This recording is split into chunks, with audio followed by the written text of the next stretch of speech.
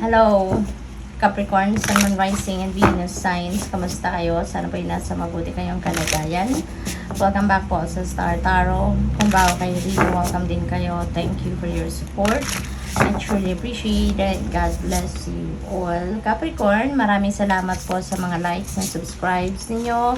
At sa mga nag-iiwan po ng mga magagandang komento. Maraming salamat for taking your time na mag-comment no, sa ating mga videos.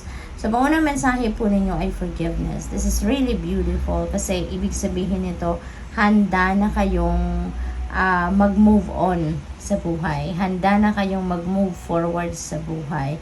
At meron na ditong pagpapatawad. No? And before that pagpapatawad, there is an acceptance already of what happened. Kung ano man ang naging sitwasyon ninyo dyan, na meron kayong papatawarin ngayon, you know, that's really beautiful.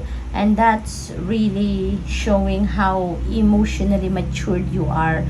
Diba? Na meron ng acceptance kayo at willing na kayong magpatawad. So, napakaganda. Even if the person is not asking your forgiveness, pero dahil sa gusto mong maging magaan na din ang inyong pakiramdam, kaya ibibigay ninyo yan. Magpapatawad na kayo.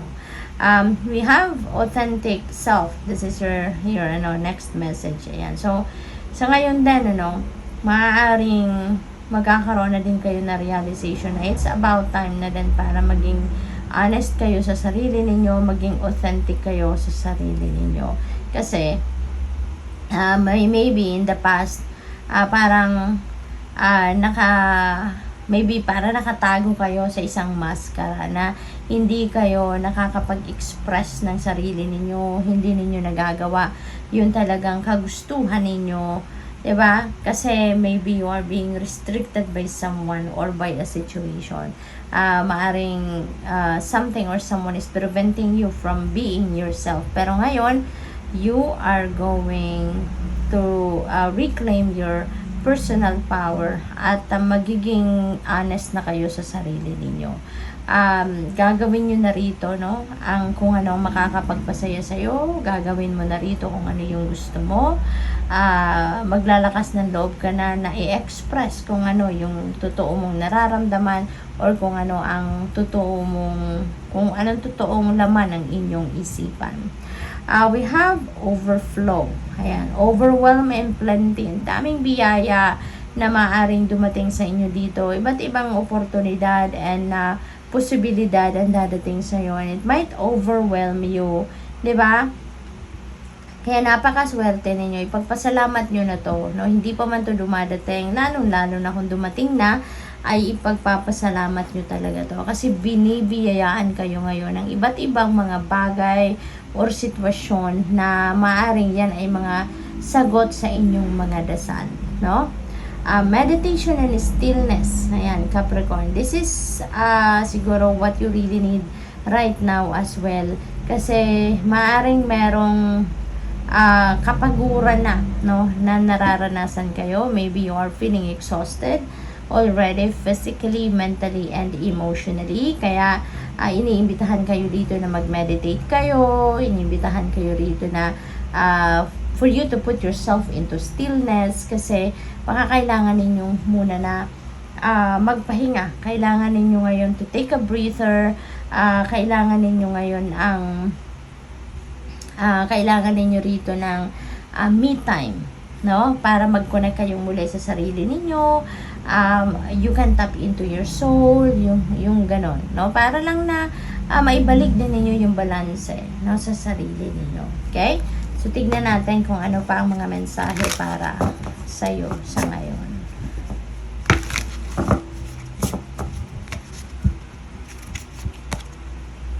We have the sun energy. Napakaganda. This is an energy wherein maghahati dito ng positibong pangyayari sa buhay ninyo. Positibong pagbabago sa iba't ibang parte ng buhay ninyo. Magiging magaang ang inyong pakiramdam. Magiging magaan ang pamumuhay ninyo. Eventually, it will change for the better. Okay, Capricorn? So, maaari din na kung meron kayong mga na-experience na dark circumstances sa buhay ninyo, that is going to fade away now kasi the sun is going to cut through the darkness sa buhay ninyo at magliliwanag ang lahat. Yung pag-iisip ninyo magiging mas maayos, mas makakapag-concentrate kayo, yung mga problema, no, na mga pinagdadaanan ninyo, eventually you are going to find solutions to that at magkakaroon na kayo rito ng mga changes, magagandang pagbabago sa inyong mga sitwasyon sa buhay. Meron dito mga successes. This is also a time of tagumpay. This is also a time for happiness and joy. Kaya magiging maayos na din ang lahat. Masagana, no? At the same time. We have 10 of inspiration. Ayan. So, isa ito sa mga pagbabagong magaganap. Kasi sa ngayon, maaaring may nararamdaman kayong bigat, may nararamdaman kayong hirap sa inyong mga pinagdadaanan sa ngayon. But with the 10 of inspiration, parang hihingi na kayo ng tulong. Hihingi na kayo rito ng rescue, kumbaga, sa mga tao na nasa paligid ninyo. Kasi alam niyo, you are realizing na meron naman tao sa paligid ninyo na pwedeng makatulong din sa inyong mga pinagdadaanan. Kaya that is what you are going to do now. You're going to ask for help. What else? We have 9 of emotions. Napakaganda. This is also happiness. This is also about success, material success, financial success coming your way.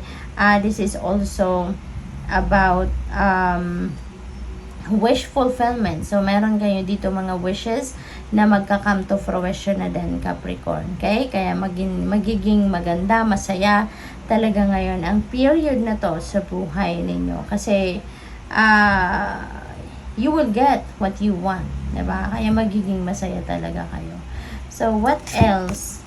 We have the moon energy. Ayan. So, may mga guidance na binibigay sa inyo rito ang Panginoon, ano? Kaya it's important for you to listen to your intuition. Pakinggan ninyo yung inyong intuition. Tignan ninyo kung ano yung mga nandiyan mensahe para sa iyo, because those are guidance para sa iyo. Marami kasing movement dito na mangyayari sa buhay ninyo.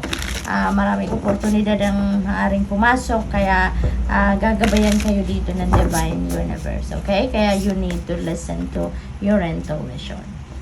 We have passion. Ayan. So, napakaganda nito. Kasi, siguro yung mga opportunities na dadating sa inyo rito, maybe that's going to give you also a chance na magawa ninyo kung ano yung passion ninyo. It will give you a chance na mangyari kung ano man yung mga siguro minimithin ninyo dati na para ma-express ninyo kung ano man yung mga passion ninyo, kung ano yung interest ninyo, yung ganon. Truth. Ayan. So, there could be a truth that is coming to light. No? Meron ditong katotohanan na maaaring lalabas. No? This could be your own truth, Capricorn, since we have authentic self dito. So, siguro ngayon, talagang magpapakatotoo na kayo. No? So, siguro talaga sa ngayon, ito yung pinag-iisipan ninyo na it's about time na ilabas nyo na yung totoong kayo, yung totoong pagkatao ninyo, or you're going to start expressing what you really want to say, what you really feel, yung ganon, ano? So, this is your own truth coming to light. What else? We have strength. At kailangan mo ng lakas ng loob para magawa mo yan. Kasi nga, siguro dati, talagang restricted ka by something or by someone. Merong humahatak sa'yo para pigilan ka, diba? Na maging totoo ka sa sarili mo. Kaya ngayon, na maglalakas ng loob ka na, diba?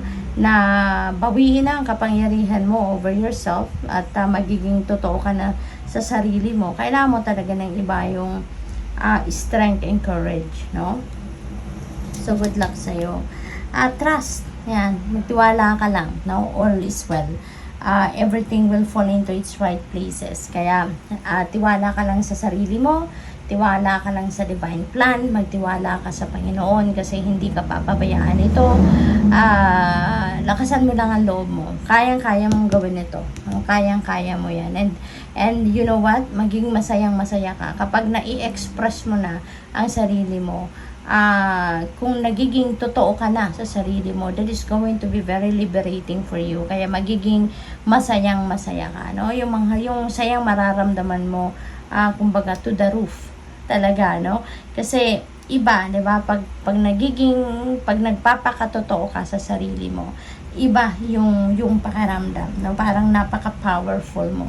Kaya magtiwala ka lang, all will be well. So good luck. Thank you for watching. Love and light. Namaste.